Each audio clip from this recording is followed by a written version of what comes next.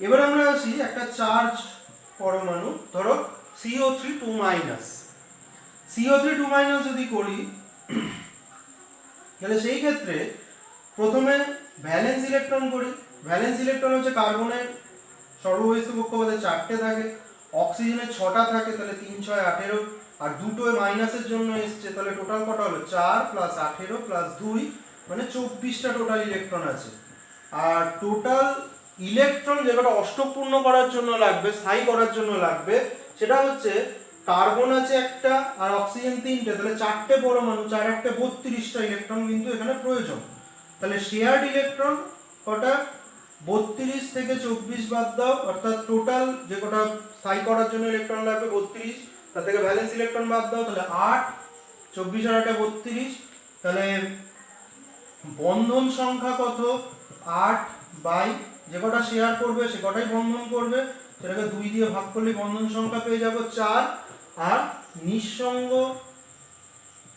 Electron অর্থাৎ আনশেয়ার্ড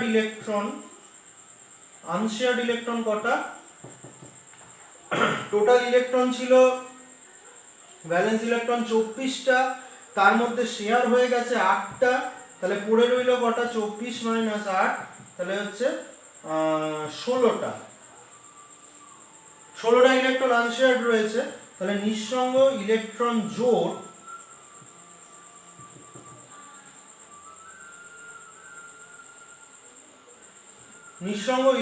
জোড় হচ্ছে 16/2 মানে 8টা, তাহলে 8টা হচ্ছে নিঃসঙ্গ ইলেকট্রন জোড়। এবারে তাহলে স্ট্রাকচারটা কি করে করব, এখানে দেখো কেন্দ্রীয় পরমাণু হবে কার্বন, কারণ কার্বনের তড়িৎ ঋণাত্মকতা কম, তাহলে কার্বন কেন্দ্রীয় পরমাণু। এবারে 4টে মোট বন্ধন, আমি আগে 3টে অক্সিজেন লিখলাম, 3টে অক্সিজেনের সাথে একটা করে তো বন্ধন দিতেই হবে, আর একটা বন্ধন চাই যে কোনো একটা অক্সিজেনের সাথে দিয়ে দিলাম।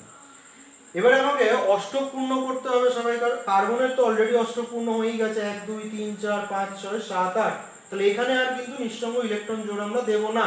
এখানে টোটাল আমার কটা নিঃসঙ্গ ইলেকট্রন জোড় আছে, 8টা। তাহলে এই 8টাকে আমি কিভাবে এখানে বসাবো, দেখো এটার দুটো বসাচ্ছি, তাহলে এখানে অষ্টক পূর্ণ হয়ে গেল, আর রইল হাতে কটা আমার, 8টা থেকে দুটো চলে গেল মানে 6টা রইল, তাহলে এখানে 3 3 ভাগ করে দিই। দেখো সবারই অষ্টক পূর্ণ হয়েছে এরকম ভাবে বসানোর কারণ, 1 2 3 4 5 6 7 8 অষ্টক পূর্ণ হলো, এখানে তিনটে 1 2 3 4 5 6 7 8, আবার এখানে 1 2 3 4 5 6 7 8, তাহলে সবারই অষ্টক পূর্ণ হয়ে গেছে। অর্থাৎ ইলেকট্রন জোড় কোথায় কতগুলো বসবে সেগুলোর হিসাব করার জন্য আমাকে অষ্টকটা হিসাব করে বসাতে হবে, এটা কিন্তু ভালোভাবে মাথায় রাখবে। আর একটা জিনিস মাথায় রাখতে হবে, এর জন্য আমাদের জানতে হবে ফর্মাল চার্জ।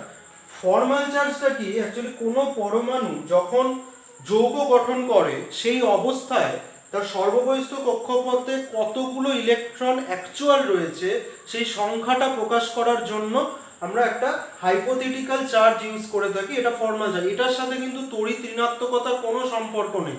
তড়িৎ ঋণাত্মকতার সাহায্যে যে আধান হিসাব করা হয় সেটাকে আমরা জারণ সংখ্যা বলি, আর ফর্মাল চার্জ হচ্ছে ভ্যালেন্স সমযোজী যৌগের ক্ষেত্রে ভ্যালেন্স ইলেকট্রনে মানে যোজ্যতা কক্ষপথে যে কটা ইলেকট্রন থাকার কথা তার থেকে কটা বেশি বা কম আছে সেইটা বোঝানোর জন্য যে সংখ্যাটা ব্যবহার করা হয় সেটা হচ্ছে ফর্মাল চার্জ। তা এখানে দেখো কার্বনের ক্ষেত্রে তো সর্ববহিস্থ কক্ষপথে 4টেই থাকার কথা ছিল, তাহলে এর কটা আছে এখন, 1 2 3 4, প্রত্যেক কটা শেয়ার পেয়ার থেকে একটা করে ধরতে হবে। প্রত্যেক কটা শেয়ার মানে বন্ধন যে গঠন করছে দুটো ইলেকট্রন আছে তার মধ্যে থেকে একটাকে হিসাব করবে ওর যোজ্যতা কক্ষপথে যেটা অ্যাকচুয়াল আছে সেই নাম্বারটা হিসাব করার জন্য। তাহলে এখানে বন্ধন থেকে আমরা একটা করে ধরবো, 1 2 3 4, তাহলে 4টেই থাকার কথা ছিল 4টেই আছে, তাহলে এটা ফর্মাল চার্জ 0। এখানে থাকার কথা ছিল 6টা, আছে কটা, 1 2 3 4 5টা 6টা, নিঃসঙ্গ ইলেকট্রন জোড়ে দুটোকেই ধরতে হবে এর অংশ, তাহলে 1 2 3 4 5 6, তো 6টা ছিল থাকার কথা ছিল 6টাই আছে, তাহলে এটাও 0। এটা কটা আছে, 1 2 3 4 5 6 7, এটা 6টা থাকার কথা ছিল, আছে 7টা, তাই -1।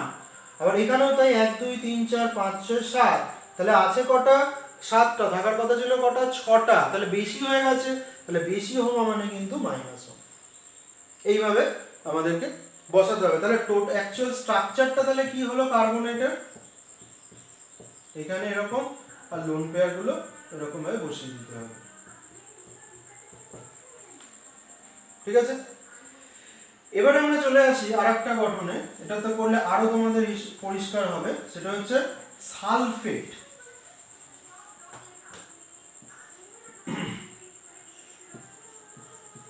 সালফেট, আচ্ছা সালফেট হিসাব করে দেখো, এখানে মোট ভ্যালেন্স ইলেকট্রন কটা? সালফারের 6টা, অক্সিজেনেরও 6টা করে থাকে, তাহলে 6 × 4 প্লাস 2, তাহলে 6 প্লাস 24 প্লাস 2, তাহলে 32টা ইলেকট্রন থাকে ভ্যালেন্স ইলেকট্রন। টোটাল স্থায়ী যখন হবে, অর্থাৎ অষ্টক যখন পূর্ণ করবে, টোটাল কটা ইলেকট্রন প্রয়োজন?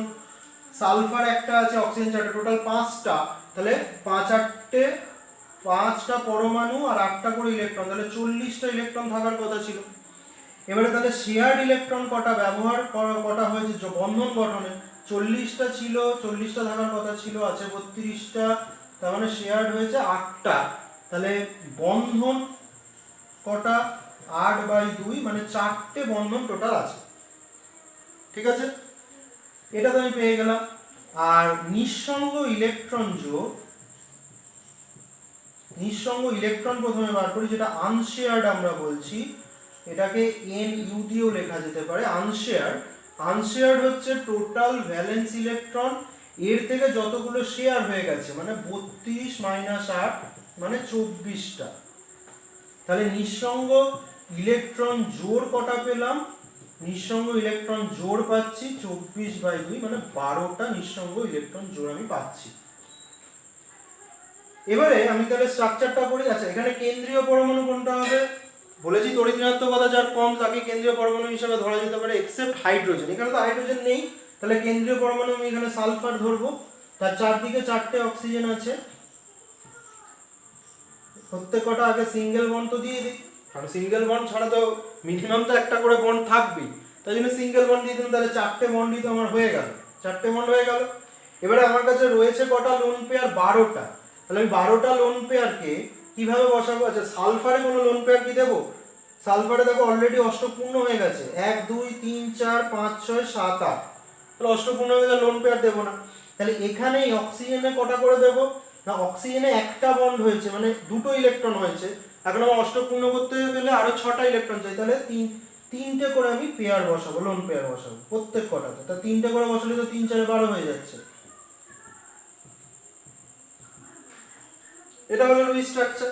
এবারে এটার আমি ফর্মাল চার্জ তৈরি করব। দেখো, এই অক্সিজেনের প্রত্যেক কটা সর্ববহিস্থ কক্ষপথে থাকার কথা, ভ্যালেন্স ইলেকট্রন থাকার কথা ছিল 6টা, কিন্তু এখন যৌগ গঠন করার ফলে রয়েছে কটা? 1টা 2টো 3টে 4টে 5টা 6টা, আর যেটা বন্ধন সেখান থেকে একটা হিসাব ধরবো, তাহলে 7টা। তাহলে 6টা থাকার কথা ছিল, 7টা আছে, তার মানে বেশি আছে একটা, তাহলে -1।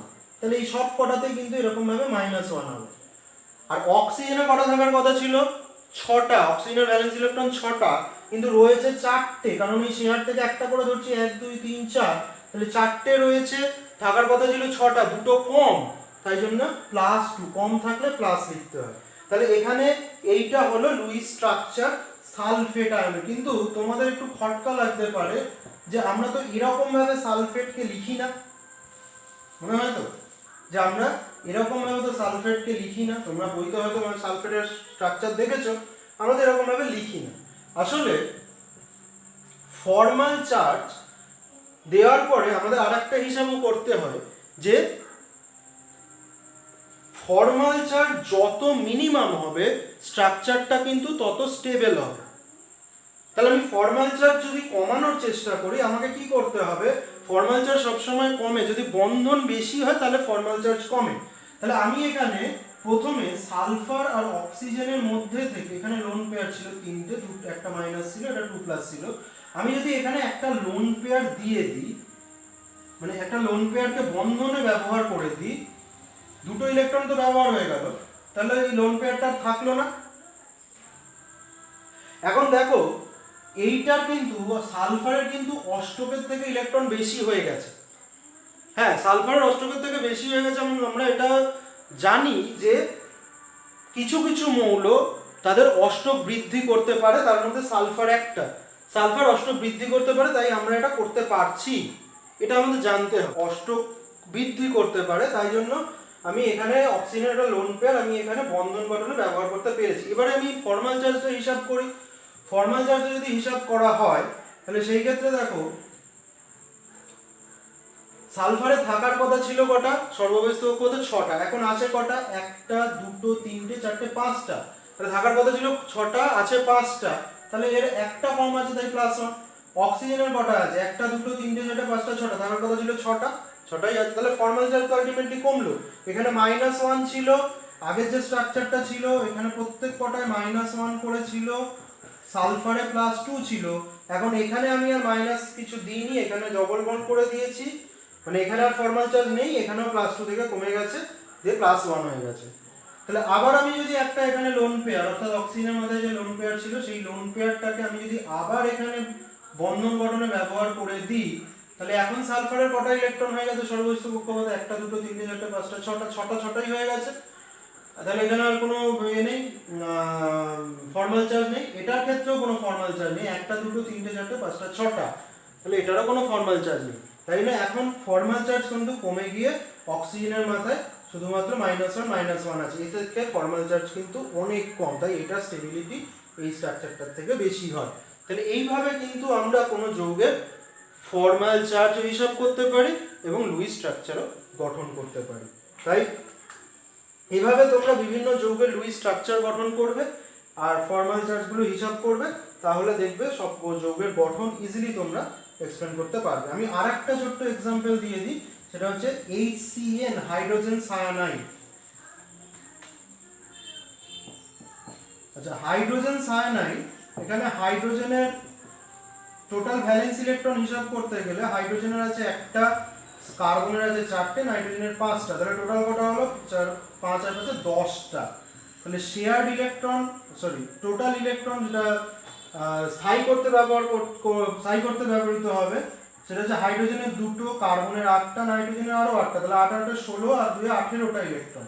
তাহলে শেয়ার্ড ইলেকট্রন কটা, 18 - 10 মানে 8টা। তাহলে বন্ধন যোগ, বন্ড পেয়ার কটা, 8/2 মানে 4টে বন্ধন যোগ, 4টে বন্ধন যোগ। আর লোন পেয়ার নিঃসঙ্গ ইলেকট্রন জোড় কটা হবে, যেটা ব্যবহৃত হয়নি,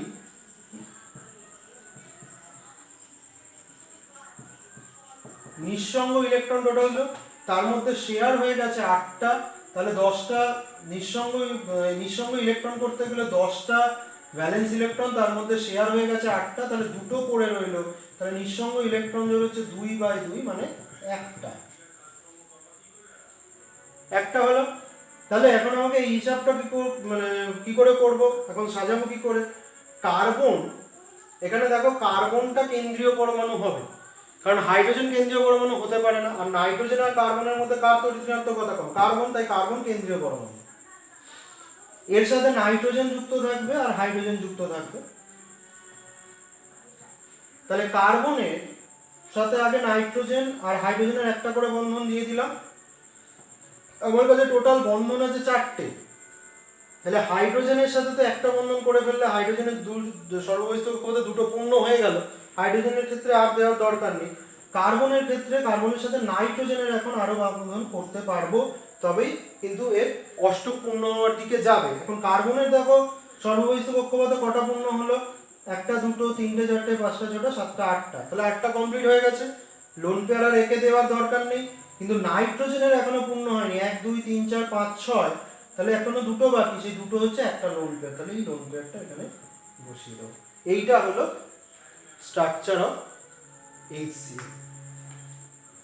তোমরা কার্বন মনোঅক্সাইডের স্ট্রাকচারটা নিজেরা করবে, এটা তোমাদের কাজ দেওয়া রইলো, তোমরা এটা করবে কার্বন মনোঅক্সাইডের স্ট্রাকচার। যদি ভালো লেগে থাকে তাহলে ভিডিওটা শেয়ার করবে আর সবাইকে দেখার সুযোগ করে দিও, আর চ্যানেলটা অবশ্যই সাবস্ক্রাইব করে নিও। Thank you.